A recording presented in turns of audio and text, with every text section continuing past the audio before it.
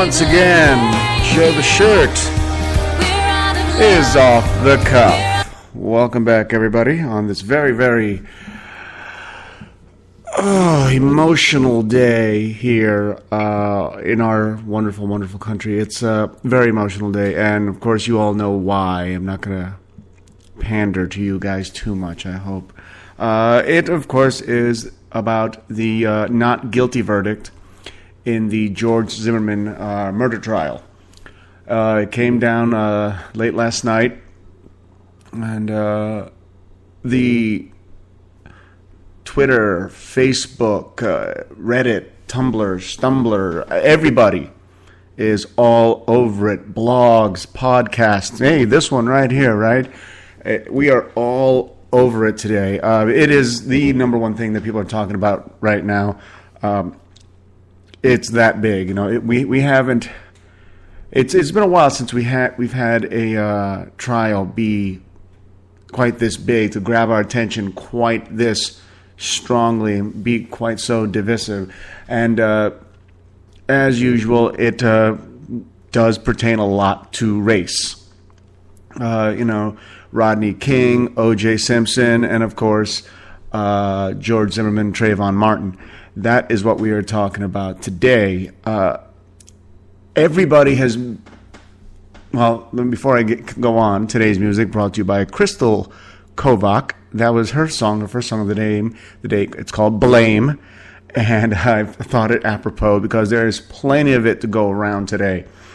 I will attempt to keep this as fair and even-handed and as I can, as objective as I can. But as I said in my post earlier on Facebook, that's pretty much next to impossible. Because no matter who you are, you have an opinion on it. You have a viewpoint on it already, which is why I thought it was amazing. How incredibly difficult would it have been to just get a jury pool together? I mean, could you imagine, one of the first questions they ask you is have you heard of this case? It's like, find somebody that hasn't, really. I mean, that's just, everybody knows about it. Everybody's heard about it. For those of you who have been living under that perpetual rock, I'll give you the quick synopsis on it. Excuse me if I omit some details, but it's for brevity's sake, not for an agenda's sake. Trayvon Martin, 17-year-old man, young man, boy, whatever you want to call him. He was a 17-year-old human being who happened to be African-American, living in Florida, was on his way home from the store from picking up some Mountain Dew and Skittles. In that neighborhood, part of a neighborhood watch, and in some sort of official or unofficial capacity. That's all never was really made clear to me, but he was allegedly neighborhood watch. There was one George Zimmerman, 29 years old, who identifies himself as Latino. He's in fact half Latino, half white. That is the general consensus there. Sees Trayvon walking through the neighborhood, calls the police, lets them know that he sees somebody that he considers to be a suspicious person. And he asks them how to proceed. They tell him to do nothing, to stay in the car, and do not approach. George Zimmerman ignored the police requests, maybe orders even. He got out of his car. He approached Trayvon. What exactly was said at that point is still an unknown, because the only two people that were witness to it are George Zimmerman and, of course, Trayvon, who's no longer with us. Things escalated in an ugly fashion. The two men struggled with one another, and at some point, George Zimmerman ended up shooting Trayvon Martin and killing him. Those are the absolute facts of the case that we can all agree on. Those are the absolute facts. Everything else is pure speculation. Everything else is hearsay, innuendo. There's so many angles to this case, and it's just ripping people's heads apart. I've had people that are considered friends of mine responding to things that I wrote on Facebook about the case, and basically calling me a fucking idiot, and to get my head out of my ass. That comes from my friend Brendan, who was a man I like a great deal. He's a fun guy to hang around with, but I would never describe Brendan as a rational, reasonable human being under the best of circumstances. I would not describe him that way. He's a very creative human being, which means that rational and reasonable do not tend to go together, hand in hand. He's also a father, which, considering that the age of Trayvon, 17 years old, Trayvon was a child. Legally speaking, he was a child. So I understand where Brendan is very pissed off at this. Like I said, there's a lot of places to look at. My friend Paula, she weighed in on this one as well today. We wrote to each other back and forth on Facebook some very extensive messages debating the points on this case. And I got to tell you, there are a zillion different points about this case that will pop out at you, and I will see how many I can cover in the amount of time I have. I might have to do 2 shows today, just to see if I can get all of it out of me, see if I can make sure to cover everything as fairly as I can, which I said is pretty much impossible. Now, one of the biggest points of the case is, of course, racial profiling. It is believed by many that George Zimmerman, the man who shot and killed Trayvon Martin, was racially profiling Trayvon Martin. That what he saw was a young, tall, black male who he did not recognize walking through his neighborhood at night. That's what he saw. What exactly, like I said, and that because of that, that's why he followed him, and that's why he ultimately confronted him. Everybody has been assuming that he was racially profiling him, and one of the points that I made today earlier with Paula was that you're saying he was racially profiling him because the kid was black. All right, what brings you to that assumption? Well, he was racially profiling because he was black. Why is that? Well, because he's white. Boom, right there. By assuming that he was racially profiling him, you are racially profiling George Zimmerman. I mean, the irony is thick here, people, all right? You assume he was racially profiling him. I mean, it could have been something that Paula brought up today. What if it had been...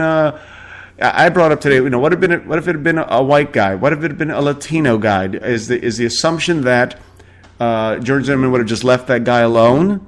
Paula brought up the fact, well, what if he was a big, tall white guy wearing combat boots with a lot of tattoos and a lot of piercings, walking through the neighborhood?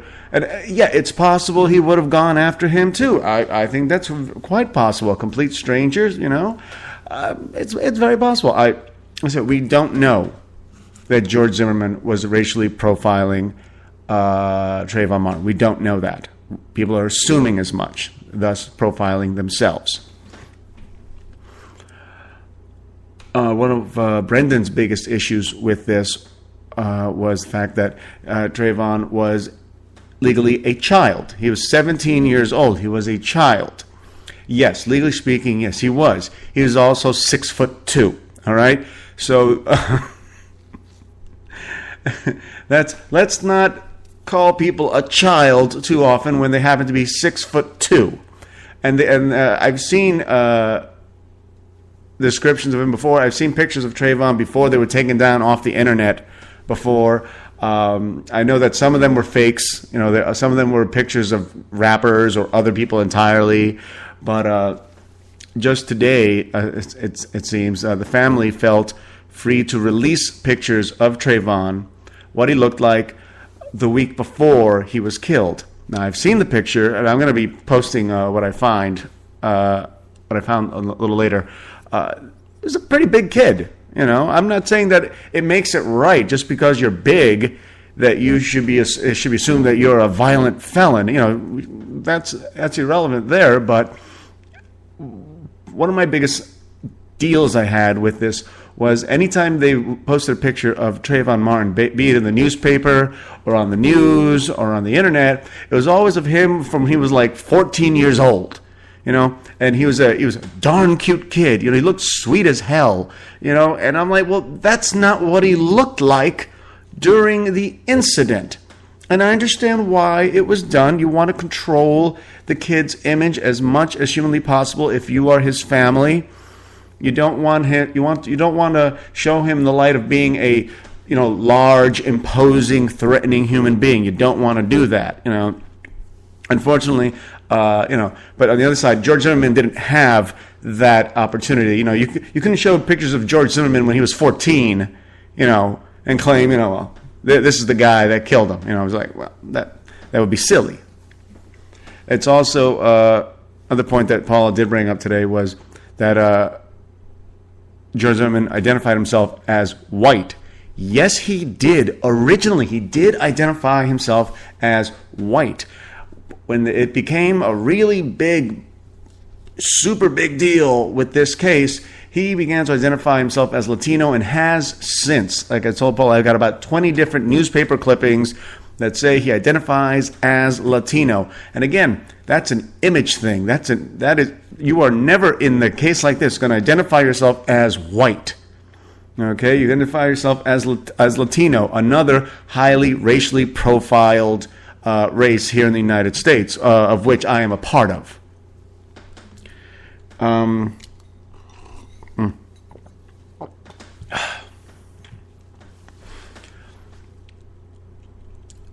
I think that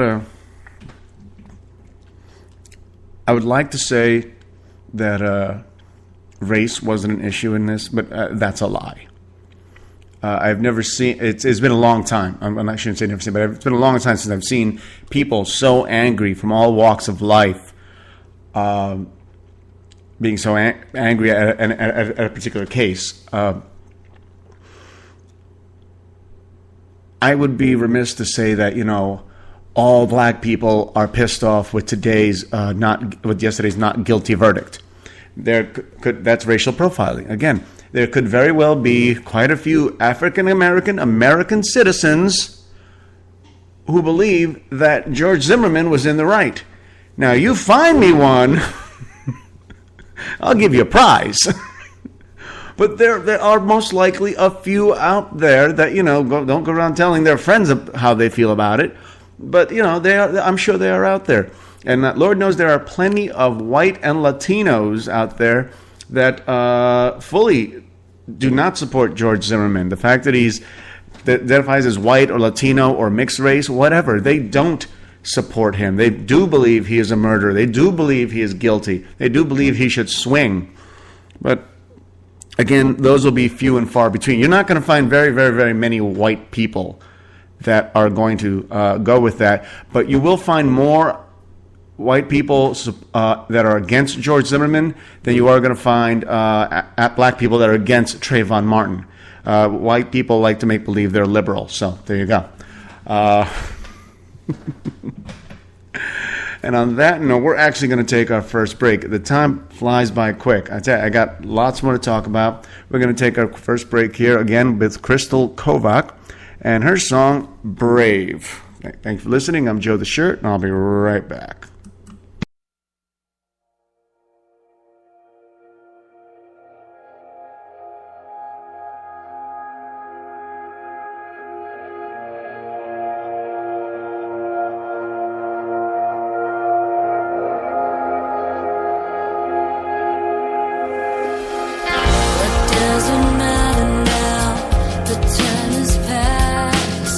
Don't need permission to come and laugh.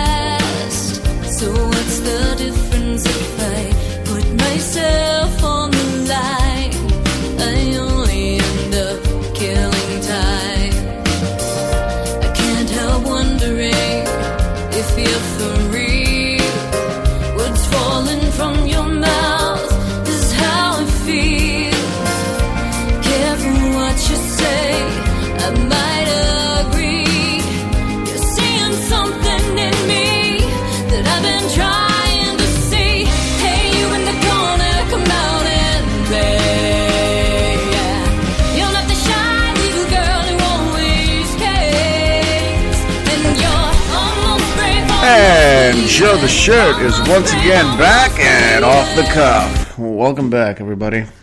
Thank you for listening. I need friends. Talking about the George Zimmerman verdict today. Not guilty. That's what they came up with.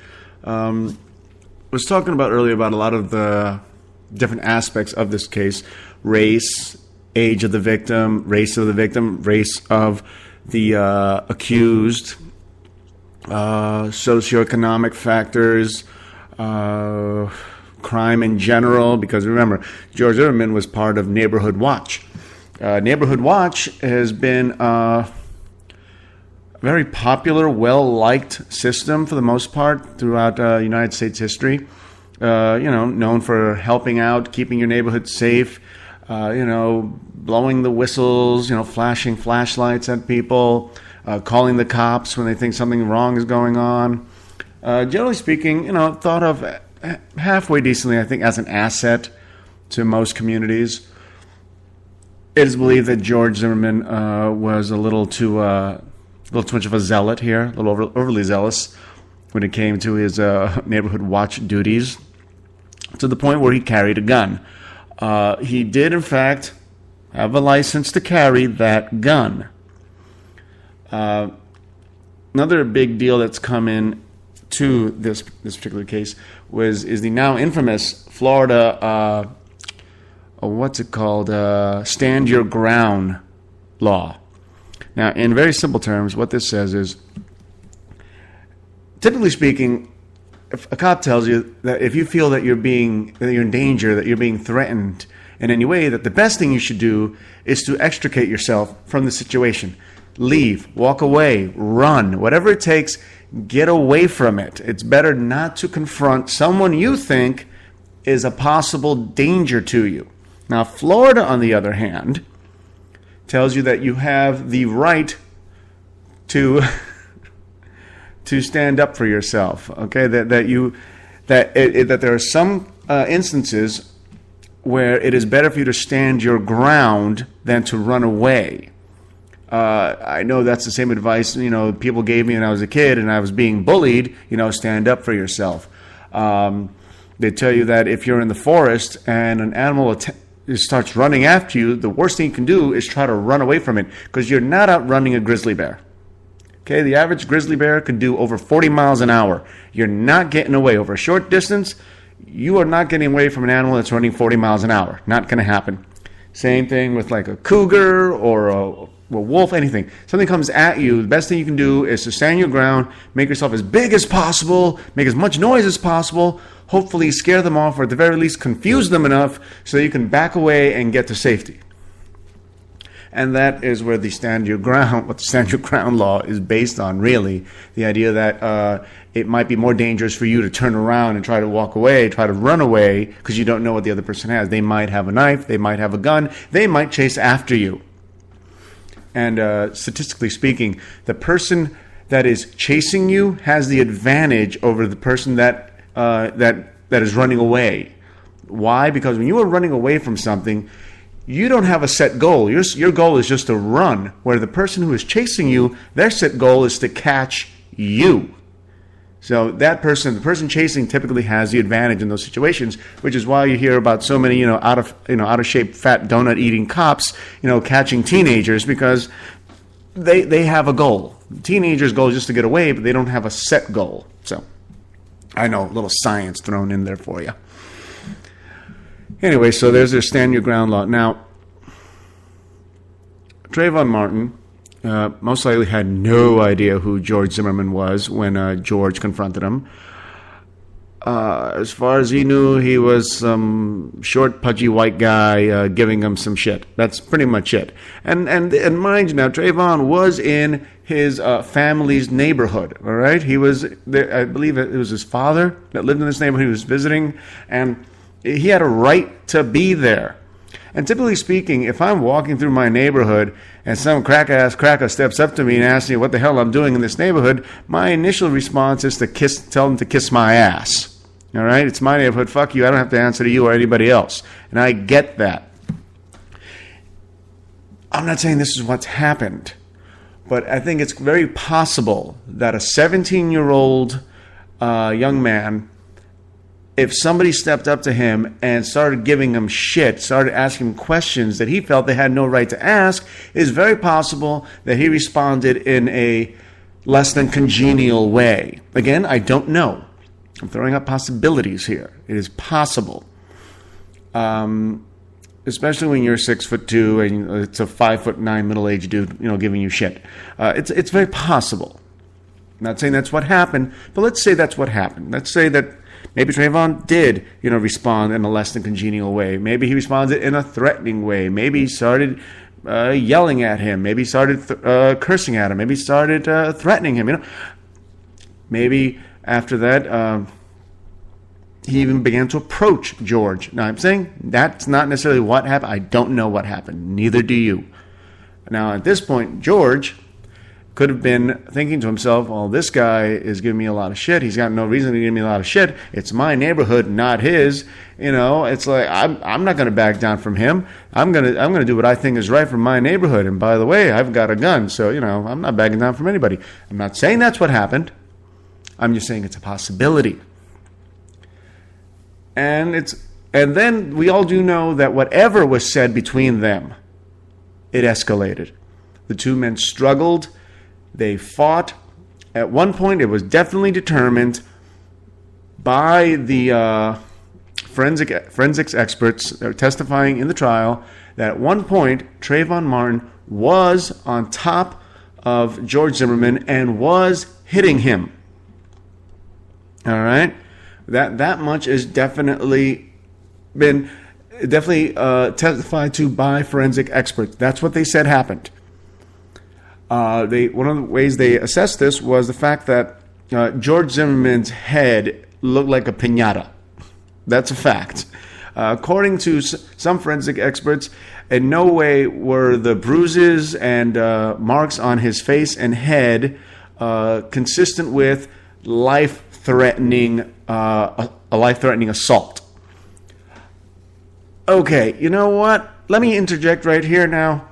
If I have a 6'2" anybody on top of me wailing on my ass,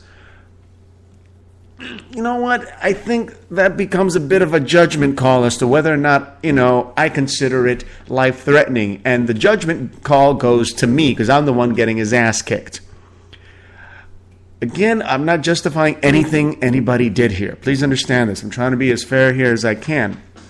Now, another way that they know that they believe that they know that Trayvon was the one assaulting George at the time is the fact that when George shot off his gun, the barrel of the gun was at least 4 inches away from Trayvon's body because it definitely hit Trayvon's shirt first, and then the entry wound that came into his body after hitting his clothes, they determined was 4 inches away, which meant that Trayvon, according to them, was leaning over or straddling George Zimmerman while allegedly beating him. Again, I'm not saying that's what happened. I'm just telling you what the forensic scientists came up with. So he shot him. First thing the bullet hit was the shirt, and then 4 inches later, hit the body. All right.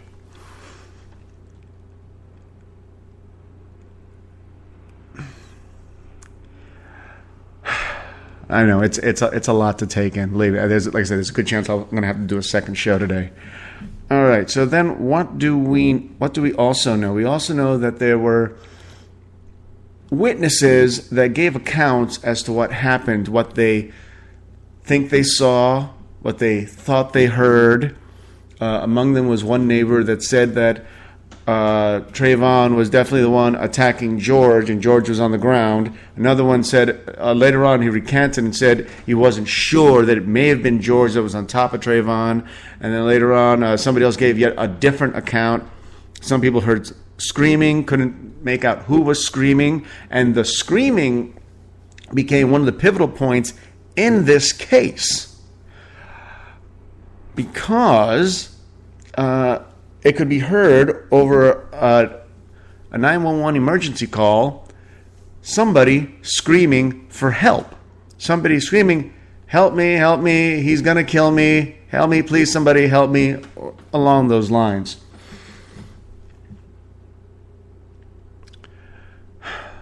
Experts were unable to determine who it was.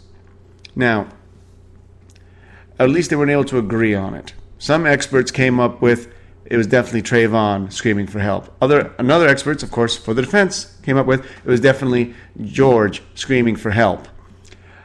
Both experts gave differing views and reasons, whys and wherefores as to why they thought it was their people, their client, that was screaming for help.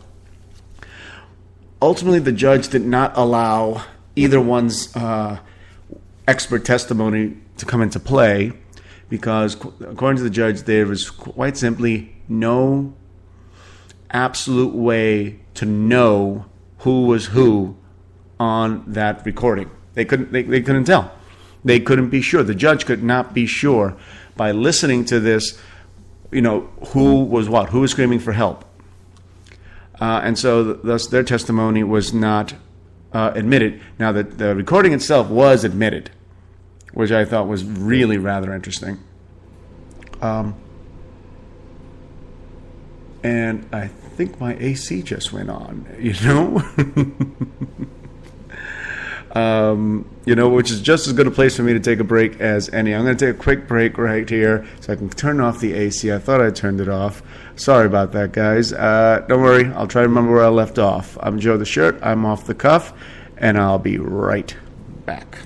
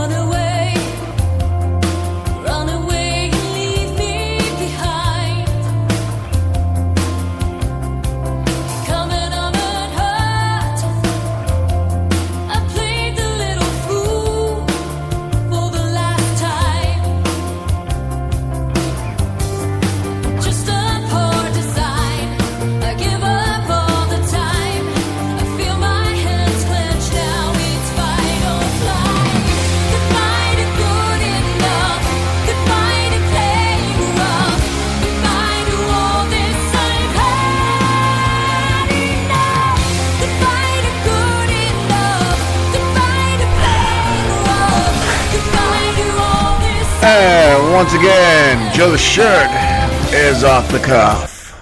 Welcome back, everybody. All right. I had to fix the problem. Air conditioner. That was yet again Crystal Kovac with her song "Goodbye," and we are back here. We're talking about the verdict in the George Zimmerman trial, not guilty. We're back to the telephone call where they couldn't determine who it was doing the screaming for help. Was it Trayvon or was it George? Was it Martin or Zimmerman? And the defense and the prosecution brought up the only expert witnesses that were allowed in reference to this case, and that was, of course, the mothers. The mothers, both mothers, mother of George Zimmerman, mother of Trayvon, were both put on the stand, and they were both asked if they could tell who it was screaming for help on the recording. And without fail, without missing a step, both mothers said it was their son screaming for help. What did you expect a mother to say exactly? And they both pretty much gave the same answer, which was, as a mother, I know that that's my son screaming for help.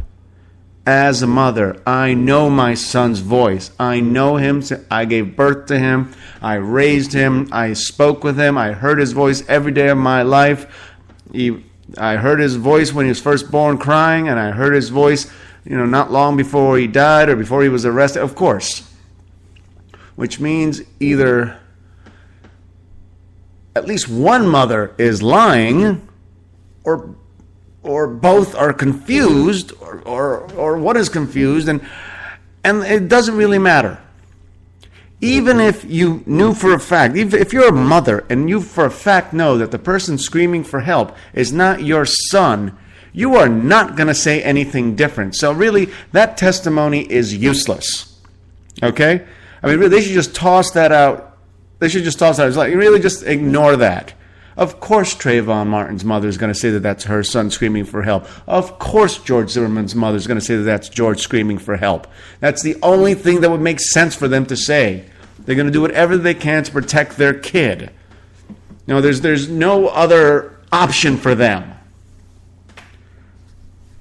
So, you know, I thought it was really kind of useless, to be perfectly honest with you. But, you know, I get it, you know, and a lot of people give that a lot of credibility because, you know, I grew up in the Bronx, New York, and during the summers you'd have the ice cream truck, you know, driving by, you know, and you know, there'd be like 13 of us playing outside. 8 of us would scream up to our mothers in the fucking 6th floor apartment building. And, you know, 8 of us scream out, "Mom, the ice cream truck is coming, throw down some money." And somehow or another, only our 8 mothers would stick their heads out the window. The other 7 kids, or no, 5 kids would just be standing there. You know, it's like, "I didn't want any ice cream. My mom said I can't have any. Mom says welfare check didn't come in. Can't have any." Whatever it was. But only our mothers, it seems, would be the ones responding because our mothers know our voices. We like to believe that. We really would. But that's typically, you know, when somebody says that they know somebody's voice, you know, that's usually under very normal circumstances. You know, not like, say, screaming for help because they're afraid of dying. No. Another big aspect of this case came down to the jury, which was 6 women who have, I don't know if you heard this, have decided to remain anonymous. Well, what a shock. I was very surprised by this jury. It was 6 women, 5, from what I understand, 5 white women and 1 non-white woman. They didn't say what type of non-white she was. She may have been Asian, may have been Latina, may have been black, may have been Native American. We don't know. But they've all opted to remain anonymous, and I don't blame them for that one. You know, you've just let go what's considered to be one of the most evil men in American history right now.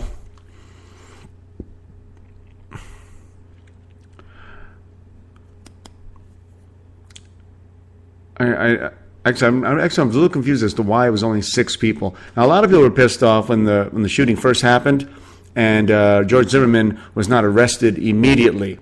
Well, at the time, the police didn't arrest him because they didn't believe that he did anything with malice or forethought.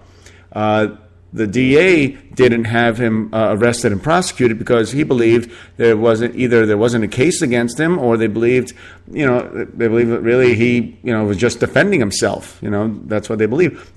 George Zimmerman wasn't arrested until 44 days after the incident, when a special prosecutor was brought in to work on the case, and maybe that has something to do with why it's only a jury of 6, or maybe that's just the way Florida does things. And another big deal, of course, is the fact that the charges themselves were decently heavy-handed. The charges were murder 2 and manslaughter. Now, murder 2 is, typically speaking, the highest level of murder that your average citizen is going to be charged with. Murder 1, usually, depending on the state, has a lot of if, ands, or whatever involved. There was a lot of ifs involved. Among them, was it premeditated? Who was the intended victim? What was the murder for?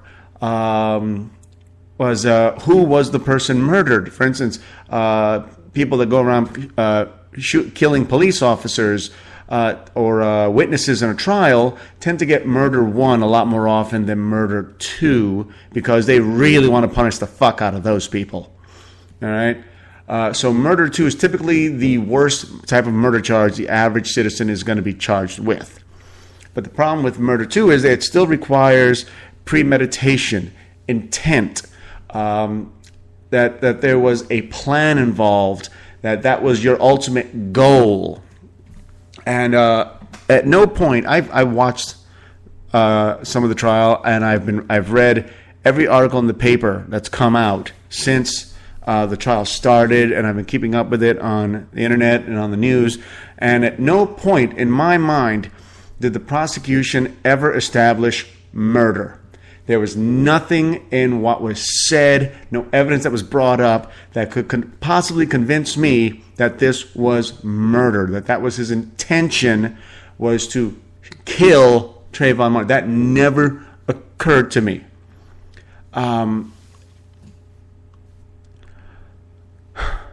That being said, I posted just the other day that my take on the situation was that there was no way that they were ever going to get murder 2. I believed they could have gotten manslaughter. Now, big difference between manslaughter and murder 2.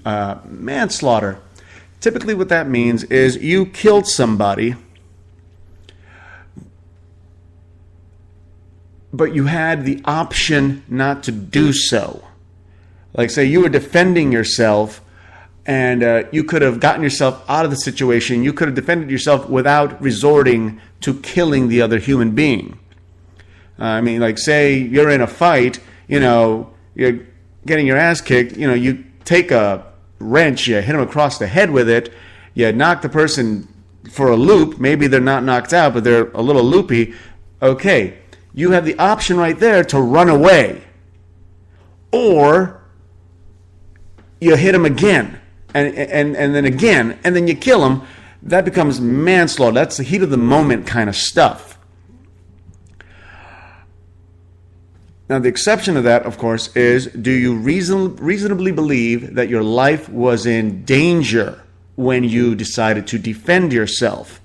And going back to my earlier example, if I have a 6'2" anybody on top of me wailing on my ass, the only judge as to whether or not I believe I'm in mortal danger is me. My buddy Brendan brought up the fact that, you get into a street fight, you take your lumps, everybody goes home. Okay, yeah, you're bloody, you're bruised, you're missing a tooth or two, maybe you broke a limb or a pinky or something, but you go home alive. And that's true. And that's the way it should be. I grew up in the Bronx, New York, and I got into a few fights. I lost more than I'd like to admit to, but I did lose more often than not. I'm not a tough guy. Never admit it. Never thought that I was. I admit that freely. But no, I get what he's saying. But when somebody's on top of you and just wailing on you, I'm not saying this is what happened. But if George Zimmerman in that situation really believed that Trayvon Martin was looking to kill him, to do him serious physical bodily harm beyond just getting an ass kicking, then it's possibly reasonable for somebody to think that shooting was the only option he had. Mind you, I don't believe that personally. If that was the situation, then I got to tell you, I don't believe that George Zimmerman's only option was to shoot Trayvon Martin. I believe that this, in all reality, was a case of manslaughter. And that maybe, I don't believe George Zimmerman's intention was to kill Trayvon Martin. I think his intention was maybe to scare him off, maybe just wound him and get himself away. To actually kill him, I find that one hard to believe. I mean, it's possible that in his mind he thought to himself, I got to kill this guy to protect myself. That's the only option I have. Maybe it did occur to him. Maybe it didn't. From what I saw, from the information I got, from the witness testimony I got, from everything I read, I don't believe that. I believe that this was definitely manslaughter and that George Zimmerman should be doing time for this. Not murder. Don't believe that one for a second. But for him to get off completely, not guilty completely, That one I also don't believe. I believe that that's wrong. I think that's a miscarriage of justice. But then again, I wasn't in the trial every day. I didn't see and hear every piece of evidence that was presented to the jury. The jury will always get to see way more than you or I do, okay? The only people that get to see as much as the jury does is court reporters and family members and that kind of stuff. And even they don't get to see a lot of the things that, is left specifically for the jury that even the press doesn't get to see, even when they're allowed in the courtroom. So we'll never really truly know. But from what I did glean of it, I think manslaughter would have been the right call. There have been criticisms in the media about why didn't the prosecution add some lesser charges.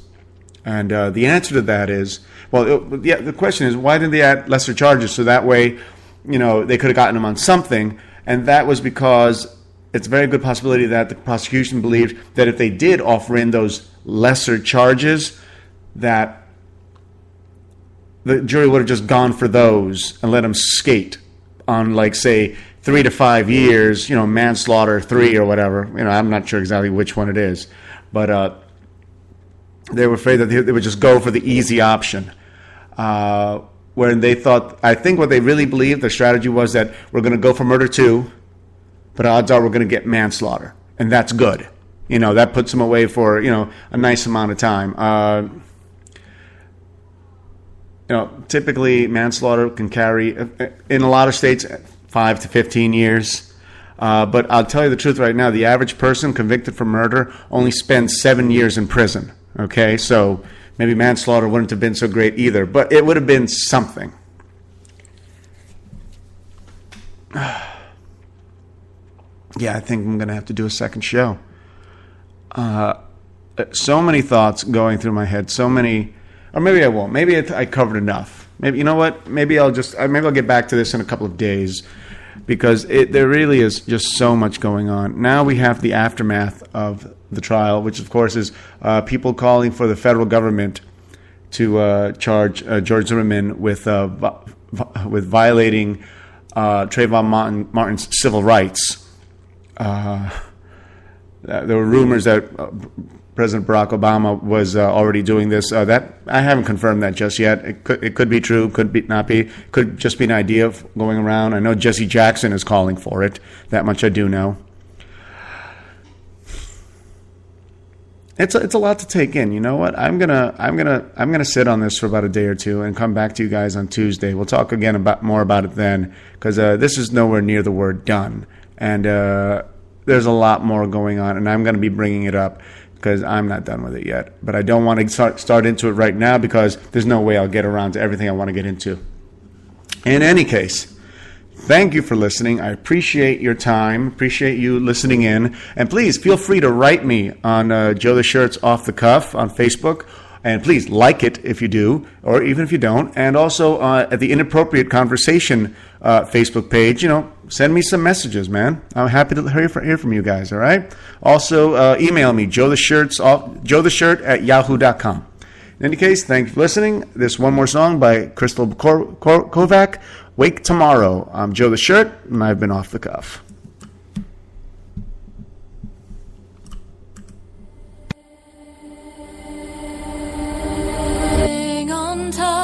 It's happening. Your head in my lap and the tears run dry.